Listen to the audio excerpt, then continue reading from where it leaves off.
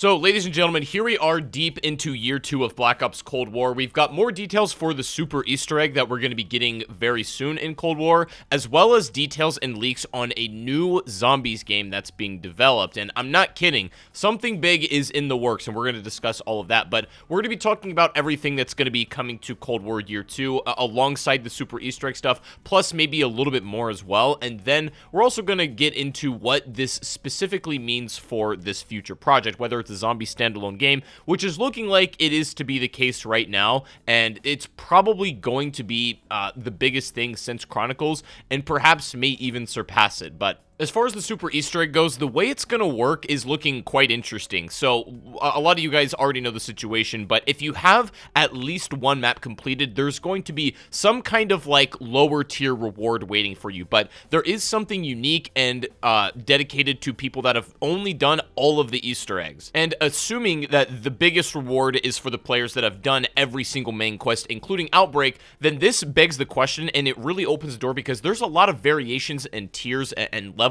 depending on how many maps you've completed. So we can kind of try to discern what these rewards are going to be. And if you guys wouldn't mind, before we continue, drop a like on the video if you're excited for more Cold War Year 2 content, and subscribe definitely if you're new to the channel and you're interested in zombies. We have plenty more interesting stuff coming your way. With the details we have currently, I think one of the rewards we're going to see for players that may not have completed all the main quest, there may be something like a free perk or a free ether tool at spawn. I think that's entirely possible for the maps that you have done. Maybe you'll be able to upgrade your loadout weapon up to green rarity from the very get-go instead of starting on the typical red rarity, which is cool. That's like a little bit of a boost, certainly. I think it's also just as possible we get something like a free perk or maybe even a free Pack-a-Punch Chalice when we spawn in. This is an item that's featured currently only in Onslaught, but basically you pick up this Chalice and it automatically upgrades your weapon to whatever tier it is. And I think that will be for stuff that if you haven't completed every single main quest. But what's interesting is in the blog post Treyarch put out,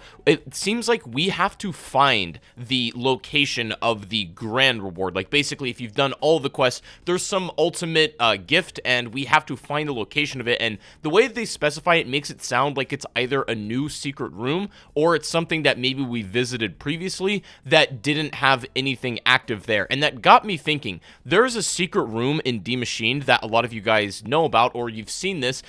There's a machine back there that looks like a trial station, but it isn't. And as of right now, it's not related to any side quest or any other minor Easter egg in this map at all. This has been the most suspicious thing in D Machine since its launch that has been connected to nothing else. And as far as I'm concerned, when the update does come out, this is the first thing I'm going to check. A lot of you guys know exactly where this is located, and it's oddly suspicious just to be waiting there with no use or function. So whether it's a reward that maybe can be claimed off of the station or something can be activated here, that's probably primarily where I'm going to start. But also the fact that they mention location could indicate that there maybe are more secret rooms similar to what we saw in Outbreak. Now, basically the only one that has a secret bunker is Ruka, and that was obviously made accessible in an update after Legion came out, so I think it's possible that they add secret locations, and I'm hoping, fingers crossed, that one of the ultimate rewards for doing all the Easter eggs is we get both the Cerberus Wonder Weapon from Mauer Toten and the Chrysalax in Outbreak. That would be absolutely sinister,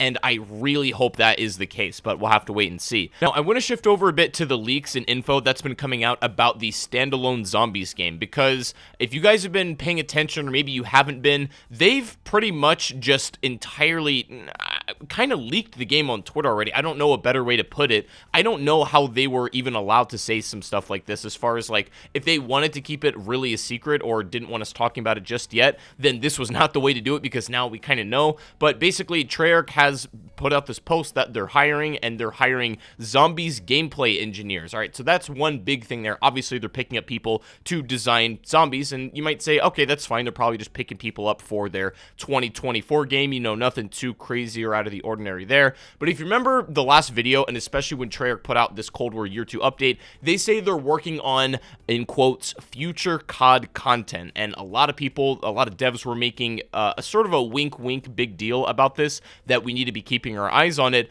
And of course we know that Modern Warfare 2 is coming out this year, and we're going to have a 2023 gap year as far as mainline Call of Duty games. That said, it looks like something big is releasing next year, and it would make perfect sense sense to release a Zombies title in that gap year before Treyarch's next game. So not only that, but if you see this tweet right here, homie literally says, today I'm officially promoted to a mid-level engineer. I've been working on Zombies in future COD content and really proud of my AI systems.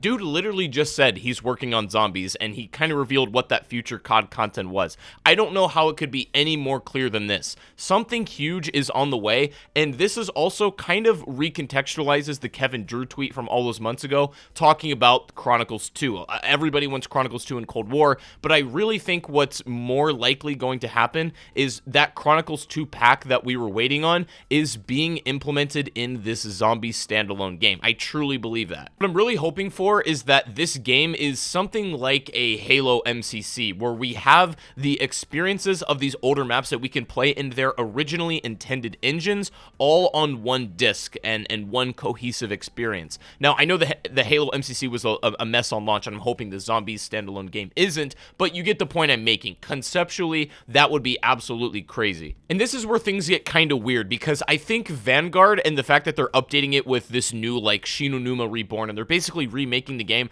I think all of that, to be quite honest with you, is a bit of a smokescreen. I think they're doing that to sort of bow out the rest of the year, and then in 2023, they're basically prepping everybody for this new Zombies game, which I literally can't believe is this real of a possibility. Now, obviously, to some extent, it is what I will say speculation, because we don't have like a hard copy of the fact that this exists. That said, I don't think it could be any more clear based on the tweets. Like, I really don't. I think they basically told us what it is at this point. The question then becomes, do you guys think it's a better choice for them to add Chronicles 2 to Cold War? A lot of people were just wanting that to be the case. Or are you more satisfied with the fact that it will probably be appearing in its own standalone disc, probably in 2023? I think as far as the longevity of Zombies goes, it's probably better the latter option. Although it would have been really cool to see, you know, more content, and specifically some of these older maps in Cold War. I won't lie, that would have been very neat. But I think if we have to sacrifice it, not seeing it in a standalone title, I'd be more than willing to do so. Also, if that is the case, it's possible that this super Easter egg update may be the last, like, major Zombies update